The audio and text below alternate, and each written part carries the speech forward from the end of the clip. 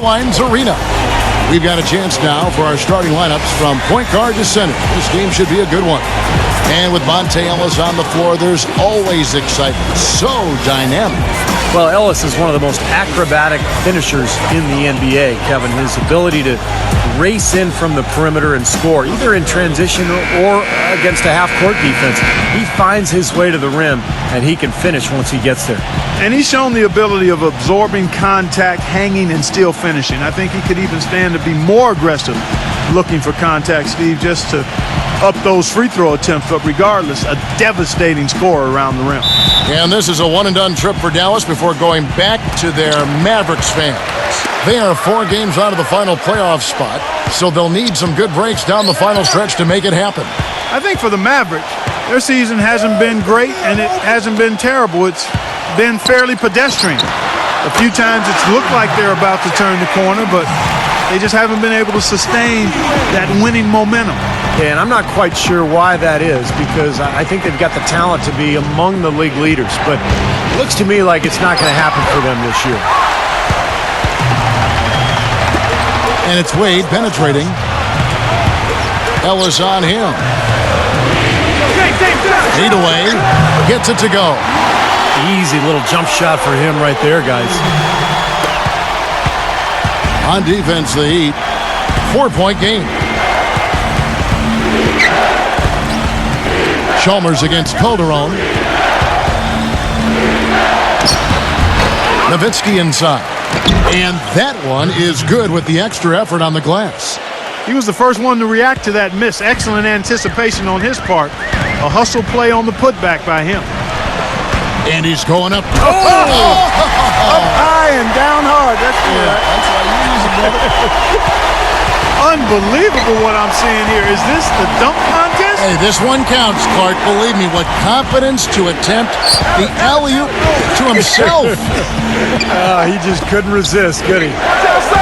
Now here's Ellis, averaging 19 points per contest. Just 5 on the clock. The 19-footer is on the money. Here's Wade, right now averaging 21 points a game. And let's get this update now from Doris Burke, who's across the way on the sideline. Kevin, I had a chance to talk with head coach Eric Spoelstra. His biggest concern seemed to be how to contain Monte Ellis on the offensive end. He said, quote, no matter where he is on the floor, he is a threat to score because he can get into the lane whenever he wants. We'll just have to try and get the ball out of his hands on the offensive end. We'll see if they can do just that. Thank you, Doris. The Heat shooting their first free throw of the game here.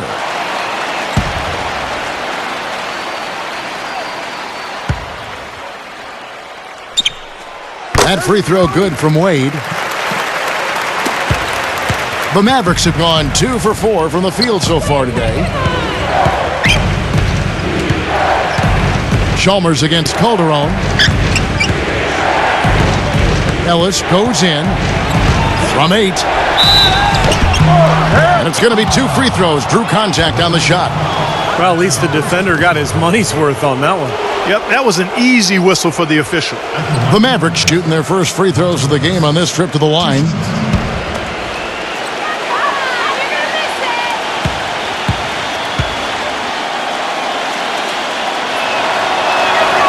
That's good from Ellis.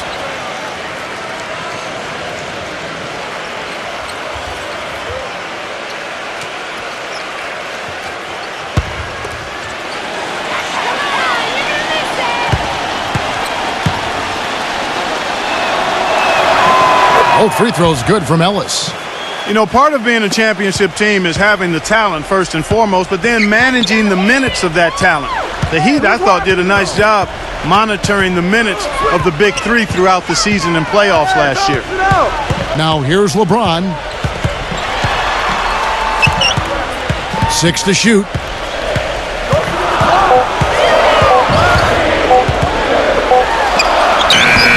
Mavericks with the rebound.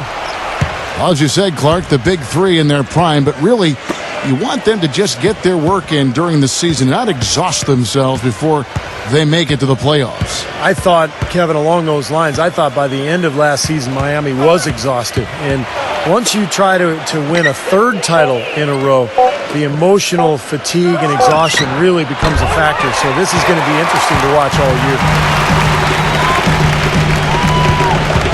Wade drives in. The feed to Chalmers. Wait. Back to Wade.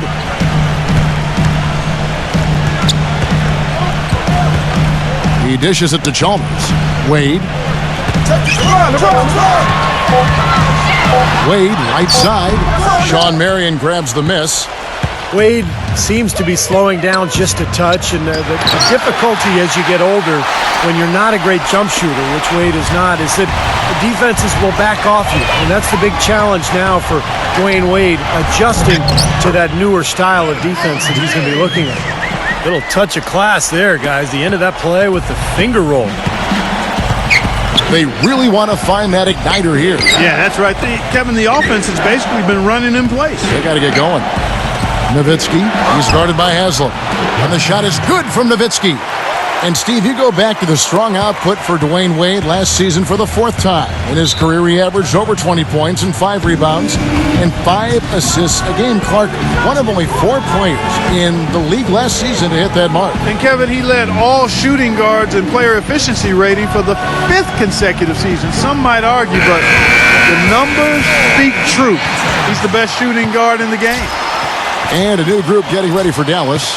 Brandon Wright's checked in for Dallenberg. Jay Crowder comes in for Dirk Nowitzki. Vince Carter, he's checked in for Sean Marion. And Devin Harris is subbed in for Jose Calderon. Here's Cole. LeBron outside.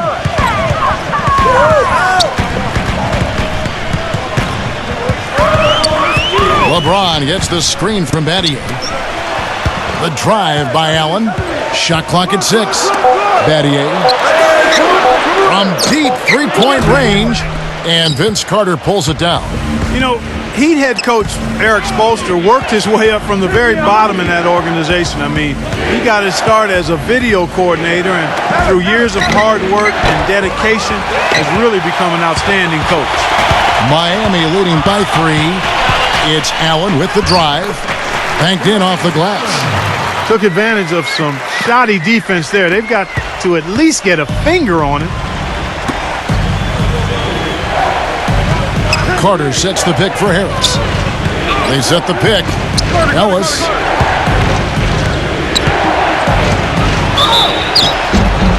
It's good, and he drew contact on the shot, so he will go to the line. A 3-point play chance here. And back to Coach Eric Spoelstra. As a guy who got his start as a video coordinator, picking the game apart, Steve, he's very comfortable with the new advanced stat movement, analytics in the NBA. Yeah, and I've had a chance to speak with him quite a bit. He says that the way they use advanced stats is just as a conversation piece in the coaching room. Their analytics department will bring them various information, and it will force them to ask questions, which is very healthy for a coaching staff to do. Here's Cole. LeBron outside. Passes it to Cole. Back to LeBron. A three-pointer is right on target. LeBron's got 7 points. He's feeling it here to start the game. That's 3 out of 4 already. Harris gets the screen from Carter. Carter sets the pick for Harris. Ellis kicks to Carter. Some nice passing here by Dallas. And it's Harris off the drive. Ellis. And good coming on the assist from Devin Harris. And that's now 9 points for Monte Ellis. And here is LeBron. Shot from the top of the key. What a play. Simply drains it in at the buzzer. What a big bonus for them to end the quarter as he beats the buzzer. Talk about max